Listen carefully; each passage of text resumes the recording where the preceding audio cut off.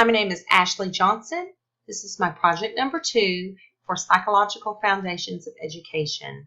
My project choice was a lesson plan. Let's take a look at it.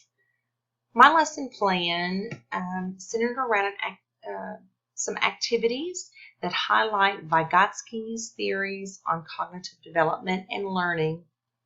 I am a 3rd grade science and STEM teacher in El Dorado, Arkansas. And I have a unit upcoming on forces and motion and interactions. And an activity in that upcoming unit will require my students to measure the distance a car travels from a ramp. And my lesson materials ask for that data to be taken in centimeters. So rather than assume they have this skill and knowledge, I decided to assess whether they had it and move forward with teaching that skill if not. So let's look at my pre-assessment. My pre-assessment was this worksheet where they showed me that they knew how to read or mark a ruler. I was very pleased that 100% of my students have this skill. In fact, I had a lot of whining about how easy this was. So this definitely was not in their zone of proximal development. So after that assessment, they knew how to mark the end. We moved on to this worksheet on Thursday.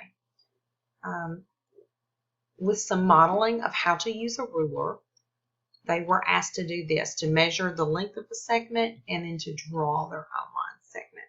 So looking at my plan again, Thursday's activities, I had a period for some direct instructions, some lecture, and modeling on how to use a ruler.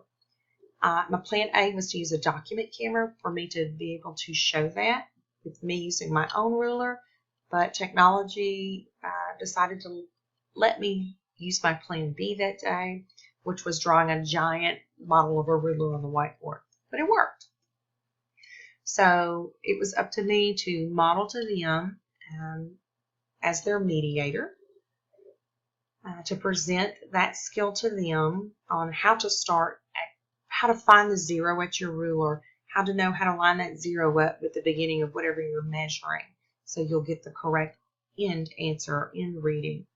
So that involved lots of spot checks of peer groups working together, some students that required some additional hands-on and intensive practice, but went from me modeling it to having some guided practice with me circulating the room, or again having peers help mediate, and then release to independent practice.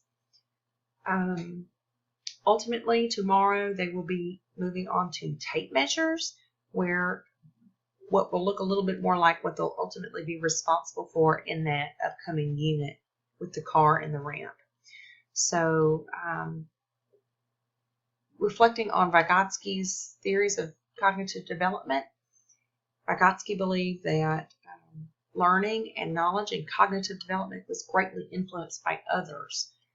And in learning, in that zone of proximal development, learning occurred when something was not too easy, but was still within their capabilities, something they did not know, and required a mediator, or someone to mediate the learning process, the transfer of knowledge from the knowledgeable adult or peer to the student until they reached mastery or self-regulation.